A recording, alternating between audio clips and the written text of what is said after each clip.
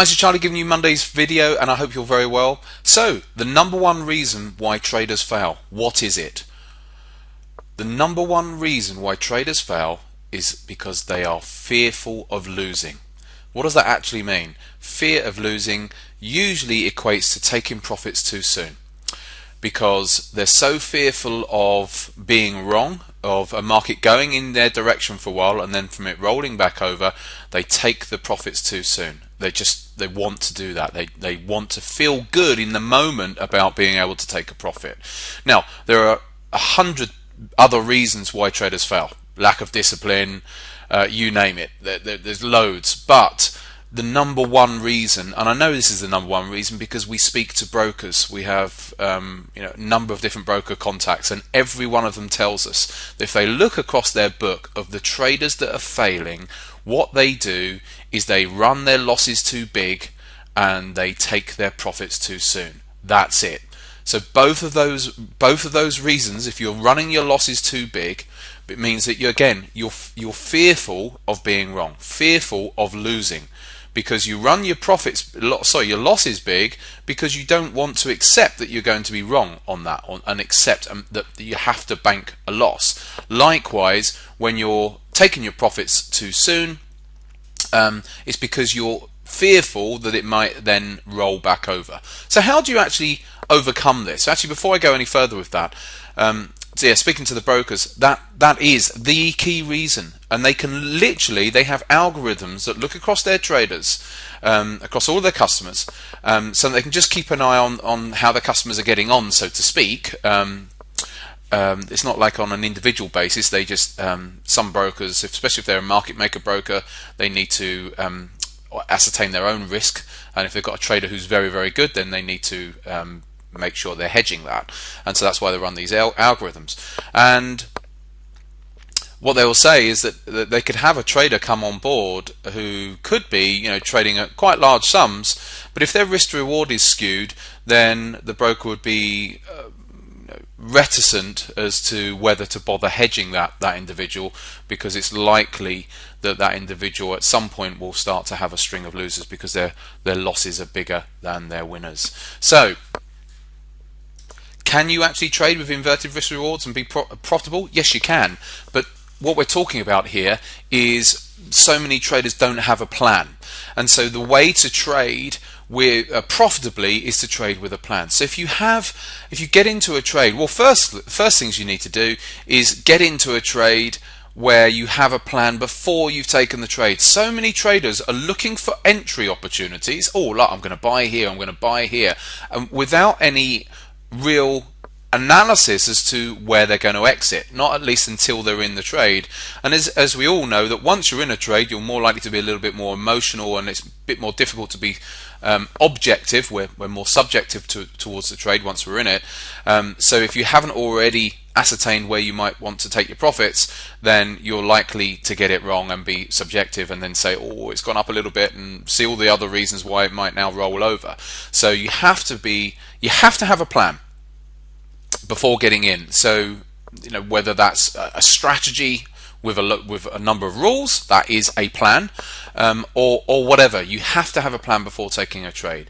And in the main, I think for a lot of traders, if you look for positive risk to reward trades, then you'll probably be better off. Now, the problem with that, and this is why so many traders get it wrong, is because you're going to have to take a dip in your win rate, usually. So you could be trading with a 70% success rate, but effectively your account balance is going sideways. Well, I would suggest drop your win rate down to probably 50% or 60%, and you might actually find that your win rate goes up, because if you drop your win rate, that means you're looking for slightly larger targets, and actually you can make more money sometimes that way. I say sometimes because there are obviously strategies which have high win rates, which are slightly inverted risk reward, and they still work out very well. But you have to be very strict, because if you're not strict with yourself, all that will happen is when you've got inverted risk to reward strategies, you become very, very reticent of taking losses, because you need that high win rate in order to be profitable. And so that therefore can be a problem, because then all of a sudden you don't want to take a loss. And it's interesting actually, because I had an email just last week from an individual who it was a confession, and he confessed to me a mistake that he had made. And let me just go through this with you, because this was really interesting. So he had taken a trade and he had a stop wherever it was. So let's say his stop loss was here, and the market then started coming back down towards his stop loss, and he actually came out early. And I'm sure a lot of traders will be able to empathize with this. The price started coming down towards his stop loss, but he then exited early, thinking that it was probably going to come down to his stop loss. Oh, I might as well take the loss now and save myself those extra few pips. So he came out early over here, thinking he was being clever, and I don't want to take the loss, so to speak, so I'll come out early. Came out early, thinking that it was going to go lower, and then what happened? It then went all the way back up, and he would have had a nice profitable trade. Now, we've all done that in the past. Myself, Kim, everyone would have done made this sort of mistake at some point or other. And what was interesting is this trader actually, as a result of that mistake, went back over his trades in February. What's he saying down here? He found 6 instances where he'd closed out a trade manually before his original stop had been hit. So this has obviously happened several times. So here's his stop loss, and he'd come out early on 6 different occasions. And he said, so I went back over and had a look at what would have happened afterwards. He said 2 of them still would have got me stopped out at the original stop loss level, but 4 of them actually would have did turn around and go away back up. He said, as a result, he said, I missed out on additional 80 pips for that month, for the month of February, by trying to outthink once he's already in a trade. So coming back to what I said earlier on, you must have a plan. If you have a plan, you stick to your plan. If once you're in a trade, obviously the temptation is still going to be there sometimes to come out early, but this is where you have to say, look, I'm sticking to my plan, because although on this occasion maybe it's going to come down to my stop loss and stop me out, I know in the long run, over the next 10, 20, 30 trades, if I stick to my plan, I'll be much better off.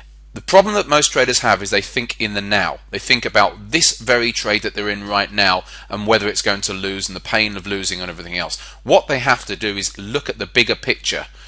Look at not the outcome of what's going to happen right now, but the outcome of what's going to happen over the next 10, 20, 100 trades even.